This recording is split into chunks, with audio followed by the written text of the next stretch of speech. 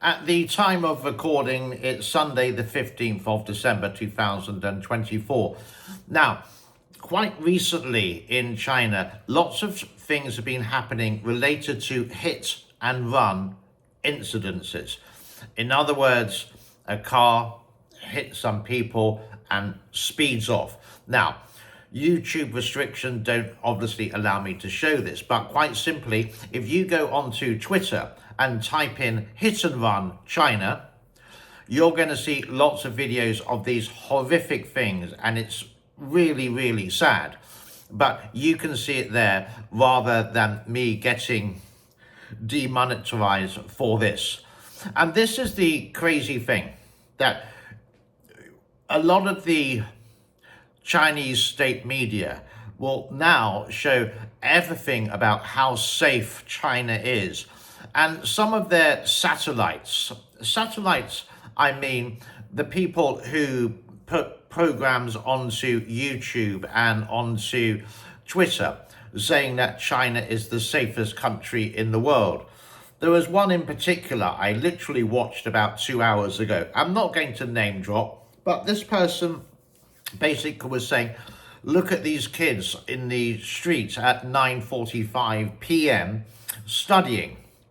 And kidnapping in China, well, it's not a thing. But I went on to Google and I did a bit of research. And if she thinks 20,000 children per year get kidnapped in China somewhere, if that's nothing, well, I don't think you've done your research. So what they do, they show this person walking down the street, a street market which is relatively safe anyhow, and saying, oh, this is the nightlife in China, everything is safe and dandy.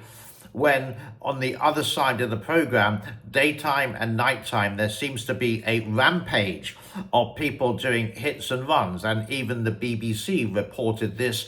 And of course, the Chinese state media slandered the BBC for bad reporting and saying this is vicious. But they didn't, and they said, how can the BBC do this? Well, a Japanese team did this as well. Actually, the reporter was arrested. And it does piss you off in the way that there's no transparency. And it shows even more. When COVID happened and they said there were only 5,000 people who unfortunately lost their lives related to this disease in a population of 1.4 billion, you highly, highly doubt it, because it really is too good to be true. And it's really difficult to get the actual evidence.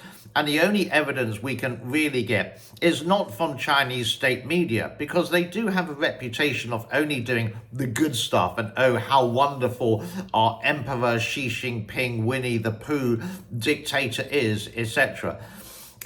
What happened a couple of days ago in Syria, for example, when that person, the leader, ran away to his best buddy, Putin, and now is living in the life of luxury in one of Putin's palaces.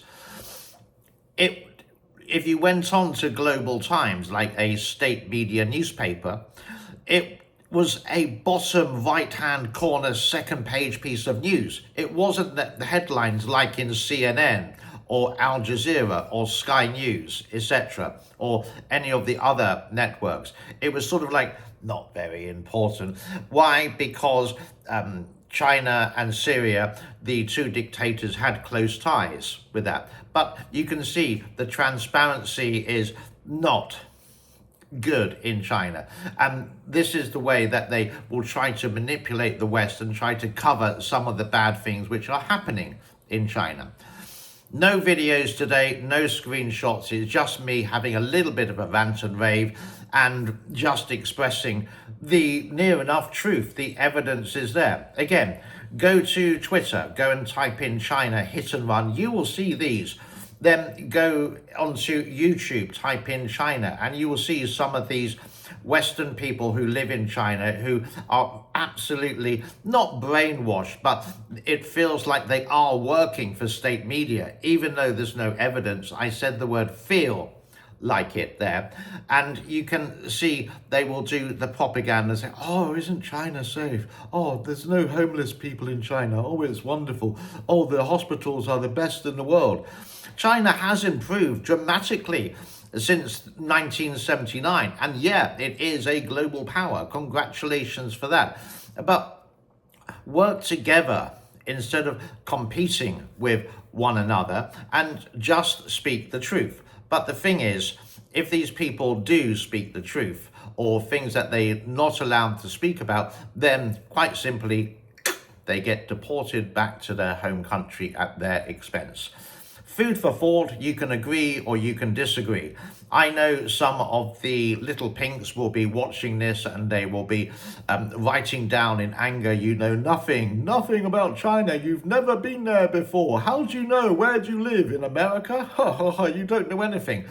No, just 31 years in Asia, and I've lost count of how many times I have been to China, let alone this year as well. I think it's been maybe 10 times, not too sure, can't remember. But anyhow, it's giving you the perspective and with the evidence. What they don't do in China is that they will just say lots of nice things, they will omit the bad things, and it's all like Shangri-La. Subscribe, like, and share would be my best Christmas present ever. Thank you very much. Bye-bye.